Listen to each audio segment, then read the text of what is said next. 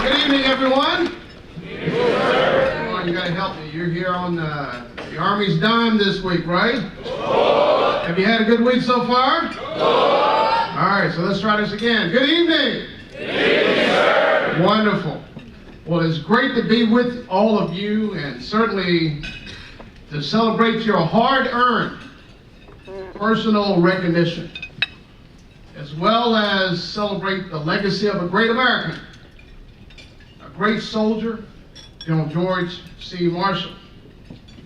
I want to thank General Gainey for that very, very kind introduction, and I also want to thank the leadership in U.S. Army Cadet Command, especially Major General Combs, especially as we celebrate the 100th year of the Army ROTC program. I think that deserves a round of applause to them.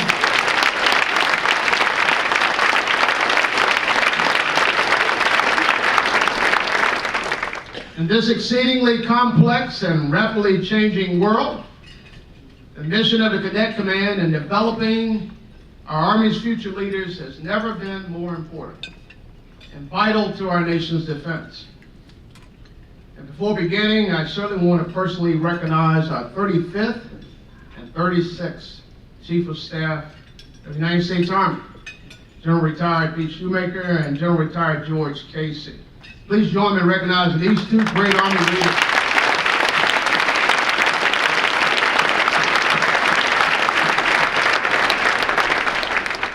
Similar to General Marshall's tenure as Chief of Staff, both of these great general officers led our United States Army during one of the most challenging periods in the history of our force, while fighting two wars simultaneously.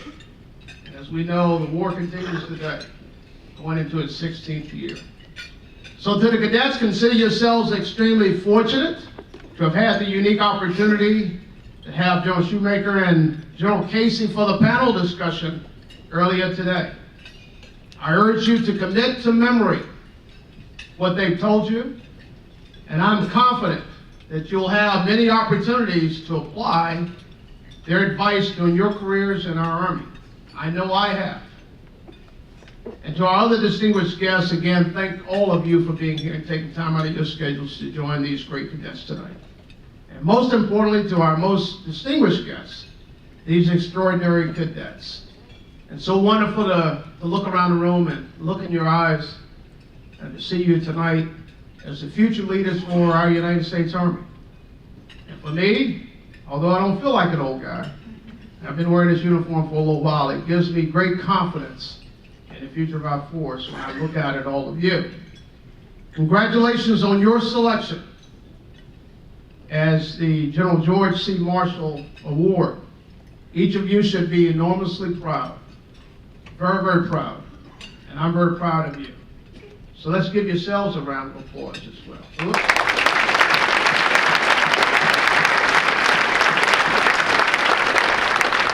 You've already distinguished yourselves as future leaders. So it's an even higher honor for you to be among the very select few to receive this prestigious award and attend this valuable seminar. For those in the Reserve Officer Training Corps, you're only one of 219 selected for more than 30,000 cadets nationwide. Think about that for a moment. 219 out of 30,000 to be able to be here this week. And for those attending U.S. Military Academy at West Point, you're one of only 37 chosen out of approximately 4,300 of your classmates.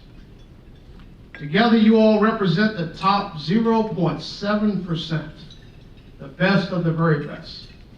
And so this is a big deal, a very big deal, and you should be very, very proud that you've earned this recognition.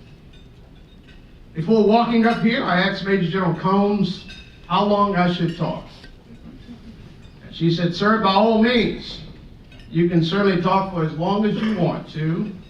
However, the cadets will depart promptly at 20:45. So in keeping with the advice that it's always best to leave your audience before your audience leaves you, I'm going to keep my remarks brief, and afterwards I look forward to answering some of your questions. I'd ask you to take advantage of the opportunity to ask questions, because during your career, it'll most often be the general asking you the tough questions, not the other way around. As you heard a moment ago, I attended Virginia State University in Petersburg, Virginia, and earned my commission through its ROTC program. I was a 2-year cadet. Had no idea that I'd be in the Army for 36 years. Although I was not a Marshall Award recipient, as I look out across this room, I'm filled with a great sense of pride.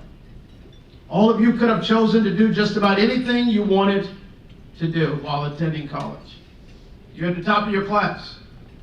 You could have pursued careers in business, science, engineering, education, government, the arts. All of those are certainly worthwhile and important careers. But instead, you voluntarily place yourself on a path to serve our nation as a commissioned officer, a noble calling and a very noble profession. And I suspect will be one of the highlights of your adult life, regardless of the career you pursue. And as recipients of the Marshall Award, you're carrying on the legacy and leadership principles of a great American general officer and statesman, General George Marshall. Remember what you've been privileged to learn during this seminar. Apply it, solve problems, and change things for the better in the Army. Because quite simply, our Army needs you to do so, and frankly, your country needs you to do so. The Army you're soon to enter is undergoing a significant period of change and transition. And the world in which it operates is exceedingly complex and becoming even more so every day. Not only will you confront the age-old challenges that American soldiers have faced since the Revolutionary War, territorial aggressions, violent extremism, and criminality, but you'll also face adversities who now have the ability to harness and exploit technologies that once were only available to a select few military forces. You may be called upon to defend our nation's interests in remote and very austere locations where the enemy knows the terrain better than you. Or you may find yourself in the middle of a densely populated city where it's difficult to differentiate between our enemies and our allies. You may be part of a large contingent of troops, or you might be one of only a handful of soldiers on that particular mission. But whatever the case may be, and wherever the mission may be, the difference between success and failure will likely, if not always, come down to one thing: leadership. And quite often it'll be the leadership decisions made by lieutenants and captains, not necessarily the generals, that will make all the difference. You and those to your left and right here tonight will soon not only have the opportunity to make those decisions, you will also have the responsibility to make them and the accountability that comes with it. It's a huge responsibility, and one that should never be taken lightly, as it involves America's most precious resource, its sons and daughters, whom all of you will be privileged to lead one day. During my 36 years of wearing the uniform of a United States soldier, I've observed a few and learned a few highlights that apply not only to leadership in complex environments and positions, but insights that are relevant any time you find yourself serving in a leadership position. And I'd like to share a few of those with you. First and foremost among these is always display positive leadership. The old adage, when in charge, take charge, rings true. Regardless of the position you find yourself in, whether in command or as a principal staff officer or leading a team of peers, make it an organization where soldiers want to be, where they enjoy serving, and where they feel appreciated and part of the team. Most of all, ensure it's inclusive in an environment of trust, absolute trust and integrity, and where people are treated with dignity and respect. When you study his career, one learns that General Marshall took low morale as evidence of a complete failure of leadership among his subordinate commanders. And this he refused to tolerate. Second, focus on being responsible and accountable for your actions and your decisions. Avoid becoming risk averse. We've all made mistakes. I've made many in my career. And so will you, and so will your subordinates. But it's important to remember what writer Oscar Wilde said about them when he wrote, and I quote, "Experience is simply the name we give to our mistakes," unquote. General Marshall was said to be tolerant of first mistakes. He called attention to them, of course, but he admired those officers who would learn and work hard not to repeat them. Third, be a good teammate and always place what's best for the team before what's best for your own self-interest. Use we versus I a lot when discussing your unit and its mission and its accomplishments. General Dwight Eisenhower famously described a story he was told by President Franklin D. Roosevelt, and how the president once asked General Marshall if he'd like to lead the invasion of Europe. General Marshall said simply, and I quote, "The decision is yours, Mr. President. My wishes have nothing to do with the matter," unquote. President Roosevelt knew General Marshall wanted the field command, but the president needed his expert advice and brilliant skills in Washington. General Eisenhower finished the story by writing, and I quote, "General Marshall remained in the Pentagon, and with superb military wisdom ran 2 wars simultaneously, one in Europe and the other in the Pacific. Had it not been for his unselfish devotion to America, his refusal to say he wanted the more glamorous field command, we would have been denied his great talents as an all-important military administrator behind the scenes," unquote. The Army is a team. Your role as an officer and a leader is to build teamwork, and cohesion. With clear guidance, discipline, and high standards, and operating as a team, there is nothing, absolutely nothing, that you or your unit cannot accomplish. Fourth, strive to develop and maintain a reputation for excellence in everything you do. Become known as someone who is fair, consistent, and trustworthy. As the Chief of Staff, one of General Marshall's most important duties was working with Congress, a task in which trust is the currency of the realm. Then Speaker of the House, Sam Rayburn, once said that he could always rely on the general to tell the truth about a difficult issue. President Roosevelt agreed. He told Speaker Rayburn that, I quote, "When I disapprove General Marshall's recommendations, I don't have to look over my shoulder. I know he is going back to the War Department to give me the most loyal support as Chief of Staff that any president could wish," unquote. Remember, the bedrock of our Army is trust. Trust between soldiers and their leaders. And it is competence which builds that trust. Fifth, be adaptive, innovative, and embrace change. As I mentioned a moment ago, we live in a complex world that's becoming more complex with each passing day. So adopt a philosophy of lifelong learning and accepting change as an important part of your professional development. Continually challenge your assumptions about the way things work. Challenge the status quo. General Marshall was quite aware of this attribute as well.